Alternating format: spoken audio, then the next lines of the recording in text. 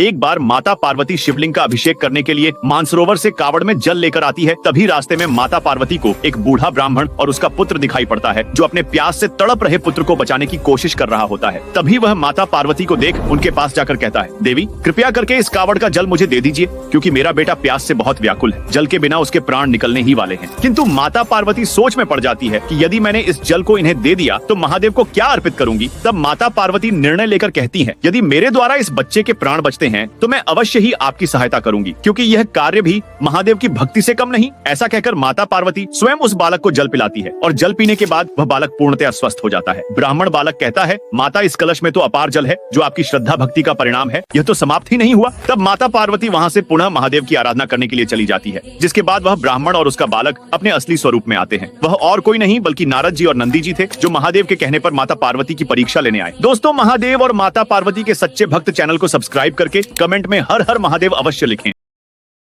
Download share chat. मैं ये वरदान देता हूं कि कोई भी स्त्री 16 सोमवार मेरी पूजा पूरी श्रद्धा और सच्चे मन से करे, मैं उसकी मनोकामना अवश्य पूरी करूंगा। Download share chat. हाँ,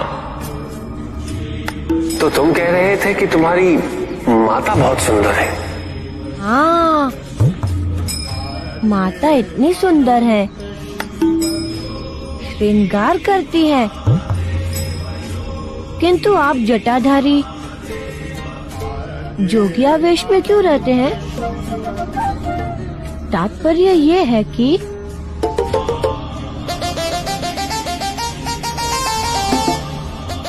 तात्पर्य ये है कि कहो पुत्र,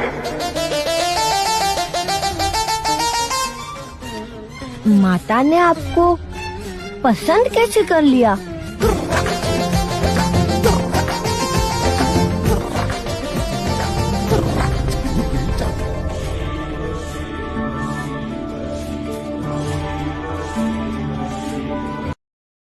डाउनलोड शेयर चैट। सभी को हैप्पी सावन, बोल बम, हर हर महादेव। Download share chat. मुझे भोजन की प्रबल इच्छा हो रही है, कुछ खाने की व्यवस्था करो। भोजन की व्यवस्था यहाँ कैसे संभव है स्वामी? तुम अन्नपूर्णा का स्रोत हो, तुम्हारे लिए सब कुछ संभव है। हम भोजन की व्यवस्था करके आते हैं। ये क्या है? ये फल स्वामी, यही तो आपका आहार है। रुक जाओ। रूप तो तुमने धारण किया है हमारा, प्रतीत होता है कि तुम कोई मायावी शक्ति हो। सत्य बोलो, कौन हो तुम?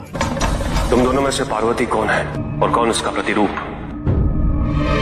उसका निर्णय मैं अभी करूंगा। ये बताओ कि तुम दोनों में से मुझसे अधिक प्रेम कौन करता है? निसंदेह स्वामी, हम ही आपसे अधिक प्रेम करते हैं।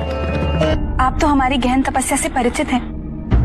अब भी हमें अपना प्रेम सिद्ध करने की आवश्यकता है। शमशान में जाकर मेरे पिशाचों को की आत्मा की तृप्ति के लिए भोजन कराना होगा, और ये कार्य केवल मेरी वास्तविक पत्नी द्वारा ही संभव है। कौन जाएगा मेरे पिशाचों के पास? हम जाएंगे स्वामी। अवश्य देवी। देवी, हम जा रहे हैं। प्रेतो, शीघ्र आओ। पार्वती, क्यों सुने कि आपकी पत्नी है या नहीं? अपमान सहन करने की भी एक सीमा होती है। मैंने तुम्हारा अपमान कहाँ किया पार्वती? एक पराई स्त्री के समक्ष अपनी पत्नी को पत्नी ना कहना अपमान ही होता है। उसके मायावी होने के तथ्य से मैं पूर्णतः अवगत था पार्वती। आपने उसे इस दुस्साहस का दंड क्यों नहीं दिया? उसने तुम्हारा रूप धारण किया था पार्वती। यदि मैं उसे क्षति पहुंचाता या उसे कष्ट देता तो तुम्हारा अपमान करने समान ही होता। Download share chat. स्वागिनों को श्रावण मास में कुछ विशेष कार्य करने चाहिए, जो मैं आपको बता रहा हूं। अगर आप ऐसा करेंगी तो आपके घर में सुख समृद्धि बढ़ेगी, इसमें कोई दो राय नहीं। शांति भी प्राप्त होगी। पहली,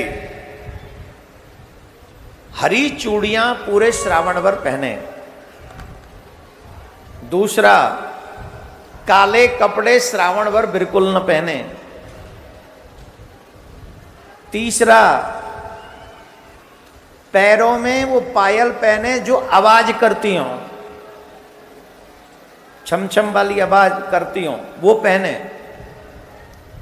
मंगलसूत्र अवश्य पहने। प्रत्येक सुहागिन अपनी मांग पूरी लंबी चौड़ी भरे। ये मैं आपको प्रसन्न होने का कार्य बता रहा हूं श्रावण मास में। Download ShareChat.